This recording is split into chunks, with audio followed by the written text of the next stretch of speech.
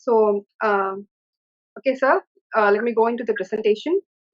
So once again, good evening, friends. Today we'll be seeing about the basics of medical writing and what are all the career opportunities you can avail in this field of medical writing.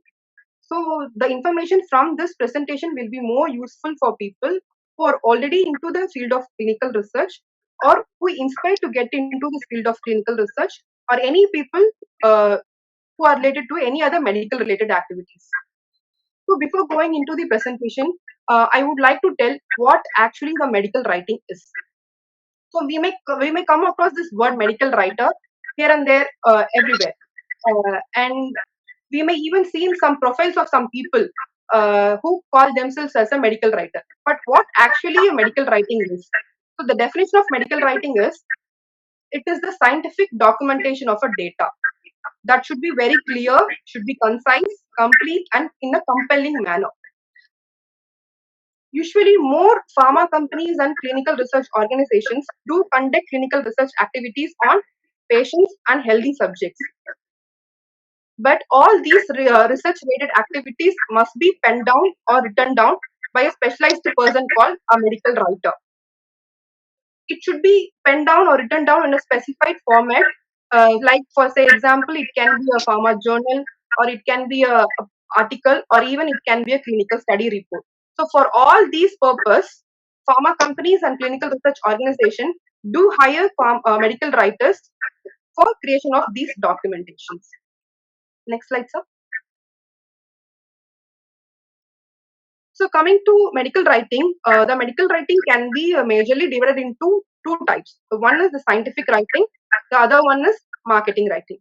So coming to scientific writing, so it is a technical form of writing or communication of your scientific ideas to other person who are from more or less, or the other person will be also from your same field.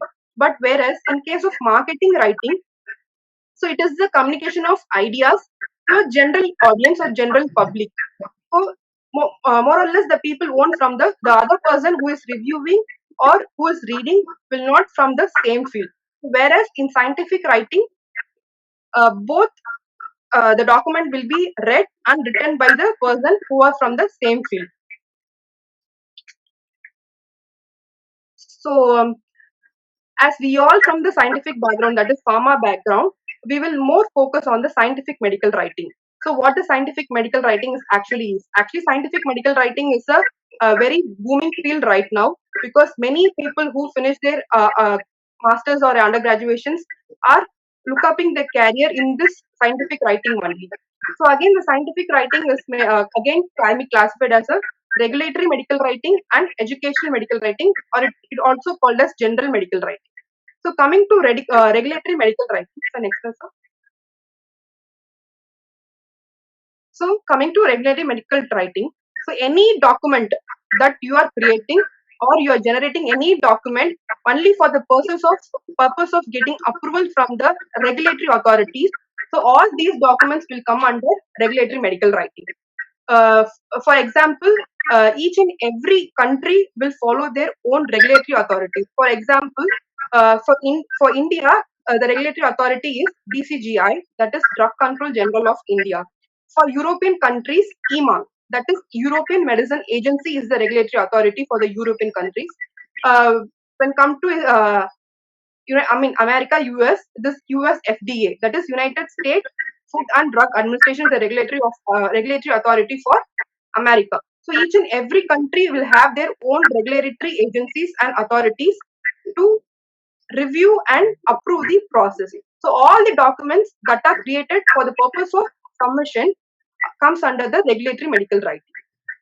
So coming to educational medical writing or general medical writing, so these are the writing documents about it can be a drug, it can be any medical devices or biologicals, only for the purpose of general audience or to a specific audience. Say for example, in case of specific audience means healthcare professionals, physicians, doctors, and also technicians. So for this purpose means then it is called as educational medical writing or general medical writing. So coming to regulatory medical writing, as I said earlier, all the documents which are prepared for the purpose of approval from the regulatory agencies or regulatory authorities comes under regulatory medical writing. See, regulatory medical writing includes all the documents from the start of the conduct of a clinical research to the conclusion of a research. So comes under all the under the regulatory medical writing. So one by one, we will see what are the few documents. I have jotted down very few documents which comes under medical writing. So the first one is study protocol.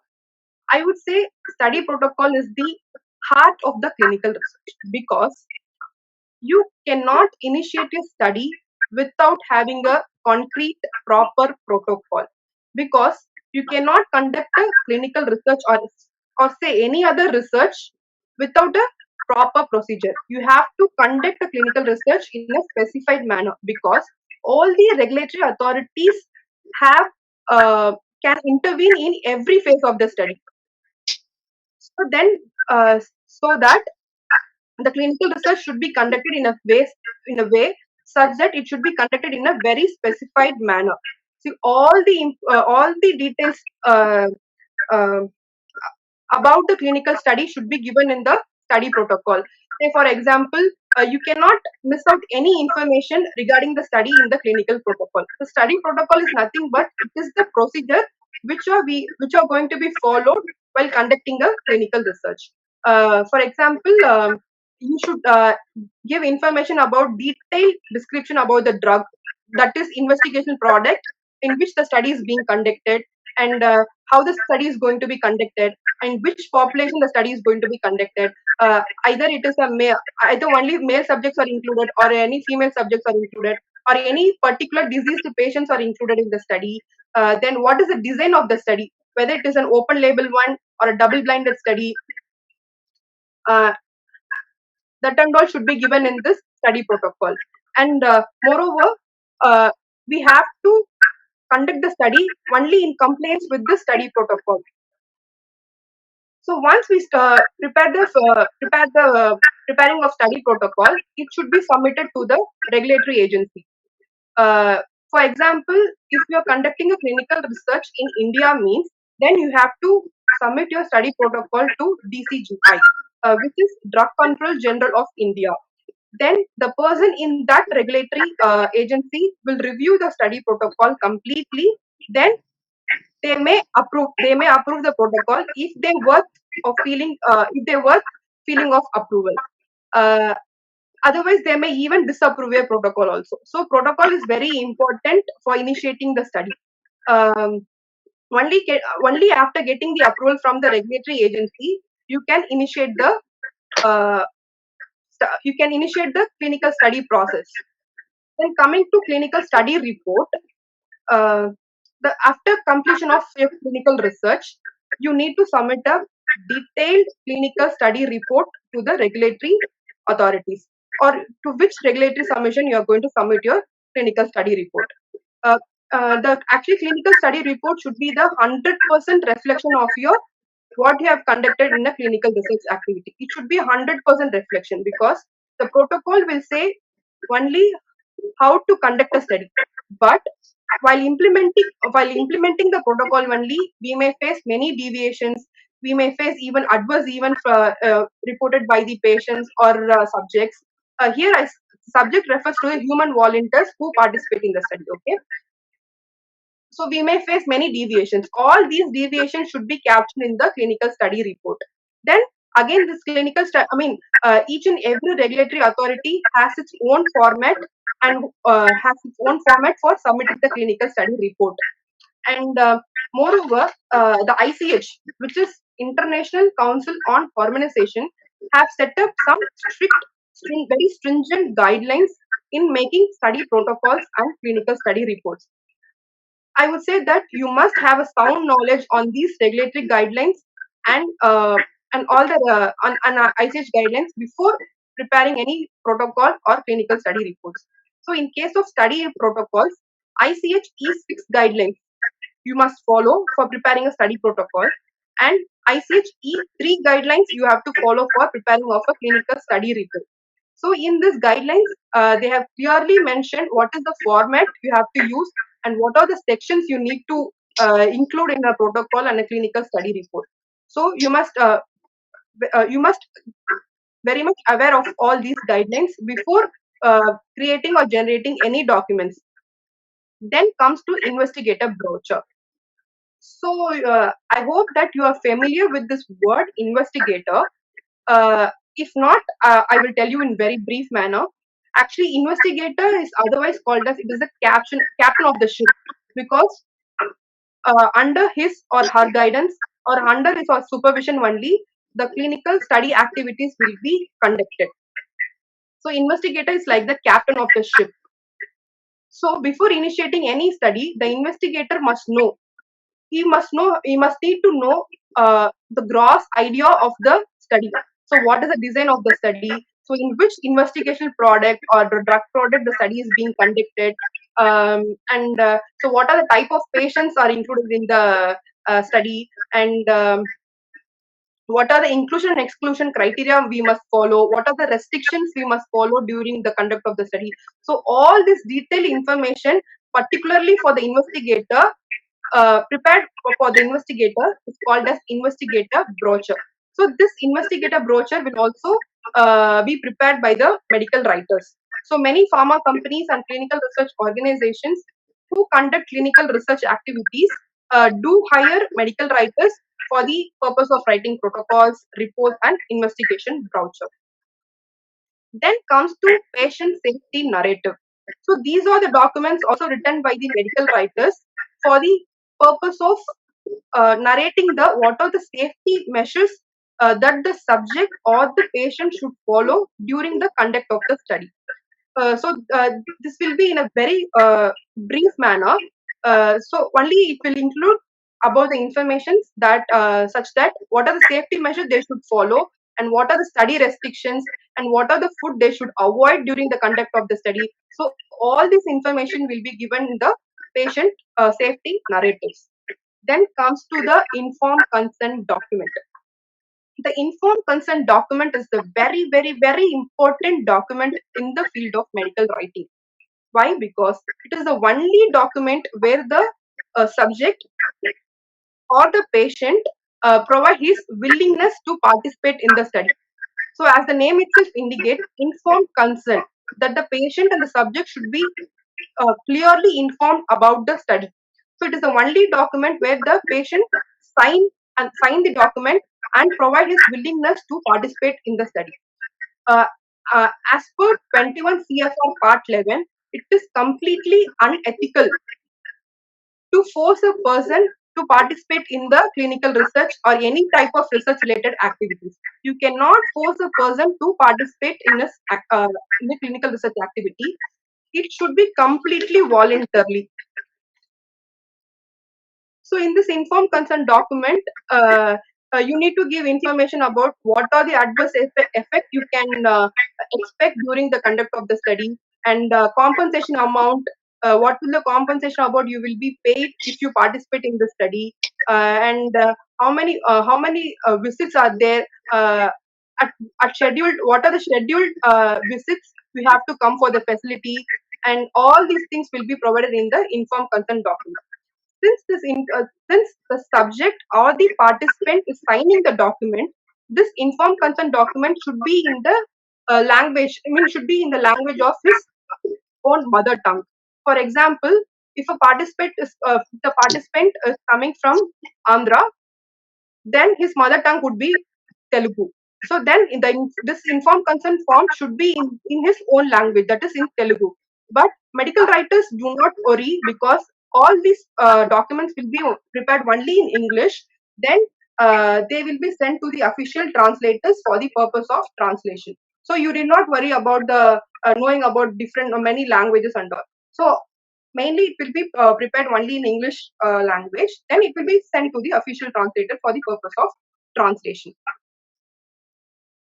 Then coming to pharmacovigilance document. Actually, this document is created and generated only if the drug that enters into the market. So after entering into the market only, so pharmacovigilance document will be created or generated. It can either be an aggregated report, or it can be also a periodic safety report of that particular drug. suppose if new drug is being introduced in the market means you need to submit a safety report for that particular drug.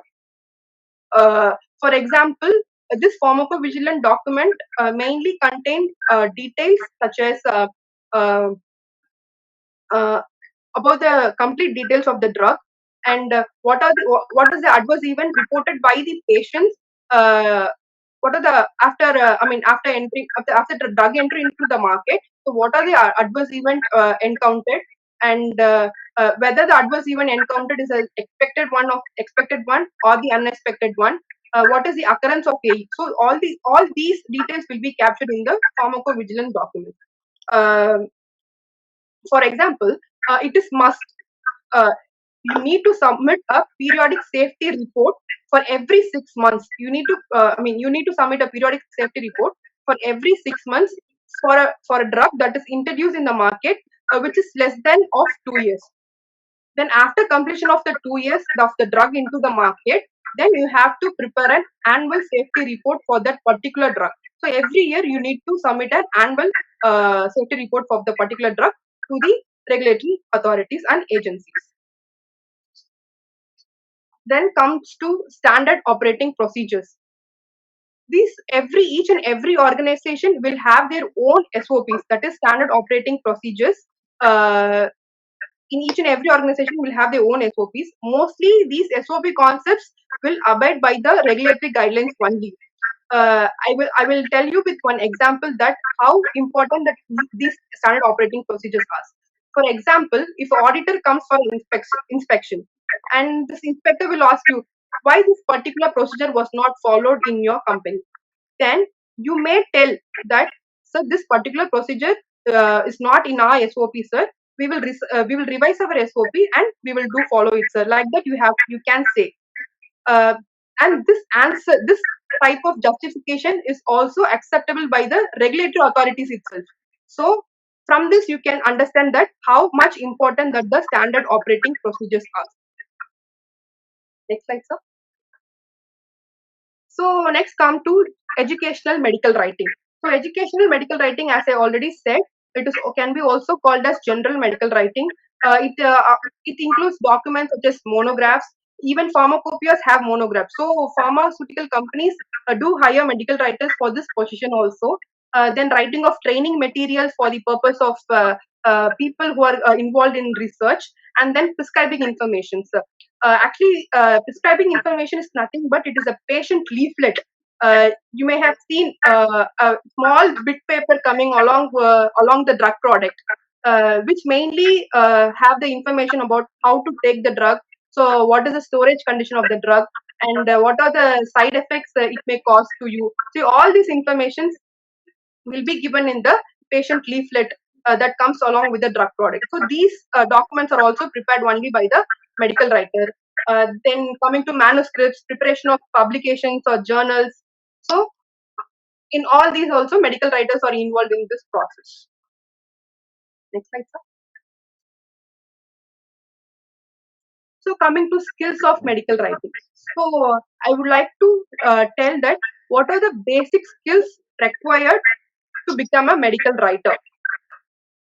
So the first one is attention to detail. As I already said that you cannot miss any information in the study protocol or say clinical study report, even in case of your ignorance. You cannot miss out any information. For example, I would say that if a particular drug in which the study is being conducted or investigation product in which study is being conducted has uh, a ability to cause cancer as a side effect, but you you miss this information to put in the study protocol, then just imagine that what will be the consequences. So attention to detail is very important skill to become a medical writer. Then coming to excellent writing skills. I won't say that you should have a very good comprehension or very good grammatical skill. I won't say that you should have all these skills, but if you are able to write the scientific things nicely, then you can apt uh, apt for this medical writing field. Then coming to organization skills. So while making study protocols or clinical study reports, there are lots and lots of information to be captured, uh, particularly in the study protocol or making study designs or clinical study report. There are lots and lots of information to be captured. So extensive clinical product study reports may be prepared, or extensive study protocols may be prepared, but you cannot miss out any information even in case of your ignorance, as I said earlier. So you have to be very organized in your work. Then last but not least, the scientific skills. So here the scientific skills, here only you will differ from other people from who possess only a degree without a science background. So scientific skill is very very important. You should have sound knowledge about the scientific concepts, scientific ideas, and also scientific terminologies. So these are the four skills that you must possess to become a medical writer. So one more skill can I can also add in this, that is called interpersonal skills, because medical writer will not directly involve in the conduct of research. Only the operational team will involve in the conduct of the medical research. So by building a good interpersonal skill, that is making a good contact with the operational team, you because you need to collect data what is actually happened during the conduct of research, then only you can initiate a clinical study report. So apart from these four skills, you must also possess interpersonal skill. Then coming to the qualifications required, as I already said in the previous slide, that you must have a scientific skill, that is knowledge about the scientific terminologies. So you should have the knowledge of understanding the medical concepts, scientific data, how to interpret the scientific data. Everything you should have. These are the most important one for becoming a medical writer. Then coming to the academic qualifications, a degree to paramedical science, that is B Pharmacy or M Pharm in any other stream. It can be a pharmacology, it can be a pharmaceutics or pharmacy practice. In any other stream, um, uh, will be good to enter into this field. And degree in any other medical sciences, and any other degree that is associated with life sciences course can also be an academic qualification to enter into this field. Or any persons who possess only a degree in English language can also enter into this field, but it would be more effective if they fetch any training certificate or informal training or any formal training regarding medical writing. It would be uh, more added qualification to enter into this field. So in this last, in the last thing I have given, so what are the qualification that can enter into the field of medical writing is medicine. Medicine means all the non-clinical people. Like MD means there will be two departments, clinical department and non-clinical department. So who have pursued the MD in non-clinical aspects can enter into this field. So they may be given a position like a principal investigator and reviewing of study protocol and a clinical study report. And again, pharma background has high scope in this field, M-Pharm and B-Pharm, and any other degree associated with life sciences can also enter into this field. Next slide. So coming to level of education, I would say advanced knowledge is preferred everywhere.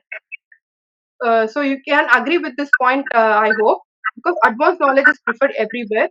So this is the survey which was taken in the year 2010 by American Medical Writer Association. So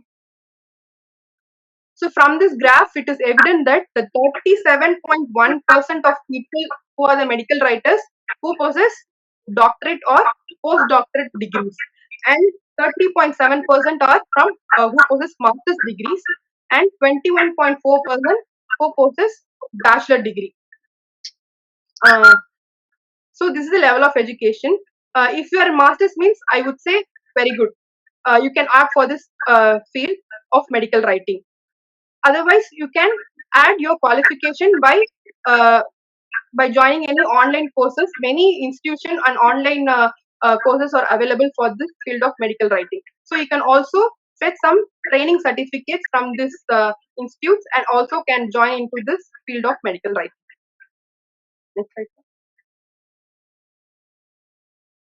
So, uh, we have seen what is actually medical writing is and what are its types, and we have seen about regulatory medical writing and general medical writing.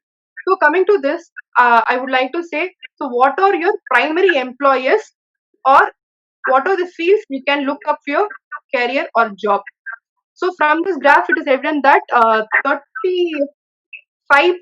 of jobs are given by the pharmaceutical companies, because many pharmaceutical companies do conduct clinical research activities, do conduct clinical trials. So these pharmaceutical companies will hire medical writers because they need to prepare study protocol, they need to prepare informed consent document, they need to prepare a clinical study report for the process of submission for approval from the regulatory agencies.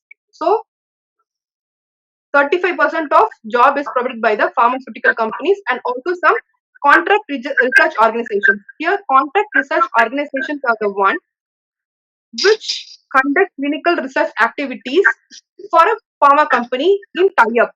For example, our company is a contract research organization, and we also do our own formulations and do study, but we are also doing studies for other pharma companies too. We do clinical research activities for Abbott, Dr. Reddy's, so Aiva Pharma from Singapore. For all these companies and all, we are doing clinical research in our organization. Then coming to healthcare, and healthcare also you can enter as a medical writer, but I would say the demand is very less. So the demand of medical writer is more in clinical research organization and a pharmaceutical companies. Next slide, sir. So in a conclusion, I would say the medical science is both a science and an art, because it requires understanding of both the scientific concepts, scientific data, because you need to interpret your statistical data, you need to interpret your scientific data. So science knowledge is must, and the aptitude of writing is also must. So I would say it is a blending of both science and art. So in addition to this, a thorough knowledge of different types of regulatory agencies is must, because you are not preparing a document, I mean regulatory document, not only to a particular regulatory authorities. It may be, I mean, as I given as example, it may be US FDA, ISP, or EMA, or ANVISA. So ANVISA is a regulatory authority for Brazil. So each and every regulatory authority has its own guidelines and own requirements. So you have to prepare all these documents per the regulatory guidance and the requirement. And the demand of medical writing is growing steadily over the years, and it is a very booming field right now. And the pharma and healthcare companies offer a number of jobs. As I already said, there are a number of opportunities in the field of medical writing. Thank you. Very good, Sharmila. We have given an overall coverage about starting from what is medical writing to which company is the leading one in this field. So I think that the audience will have a very clear idea about the concept of getting this job and what it is about.